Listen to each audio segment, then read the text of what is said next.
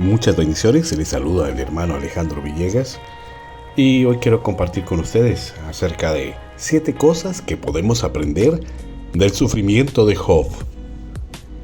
El relato de Job en la Biblia es un poderoso testimonio de cómo un hombre justo experimentó un sufrimiento intenso.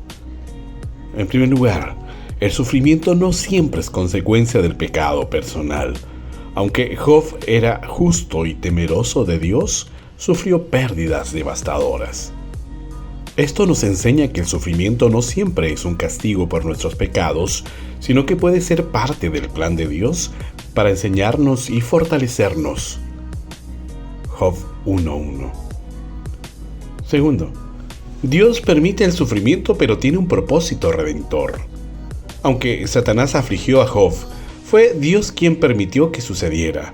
A través del sufrimiento, Job fue purificado y su fe fue fortalecida. Job, capítulo 42, versículo 5. Tercero, la fe se prueba en medio del sufrimiento. Job enfrentó numerosas pruebas y luchas emocionales, pero se mantuvo fiel a Dios. Su ejemplo nos enseña la importancia de aferrarnos a nuestra fe, incluso en los momentos más difíciles. Job, capítulo 2, versículos 9 y 10. Cuarto, el sufrimiento puede llevarnos a una mayor intimidad con Dios. A medida que Job buscaba respuestas y consuelo en medio de su sufrimiento, desarrolló una relación más profunda con Dios. El sufrimiento puede ser una oportunidad para acercarnos más a nuestro Creador. Job, capítulo 42, versículos 5 y 6. Quinto, la importancia de la paciencia y la perseverancia. A pesar de su intensa angustia, Job fue paciente y perseverante. Aprendemos que en medio del sufrimiento debemos confiar en la bondad y el plan de Dios, incluso cuando no entendemos. Job capítulo 23, versículo 10. Sexto, el sufrimiento no nos hace inmunes a las preguntas y dudas. Job cuestionó a Dios y expresó su angustia y confusión.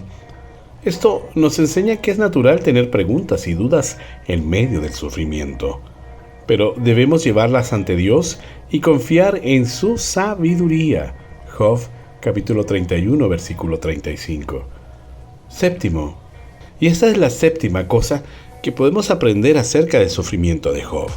Finalmente, la restauración de Dios después del sufrimiento.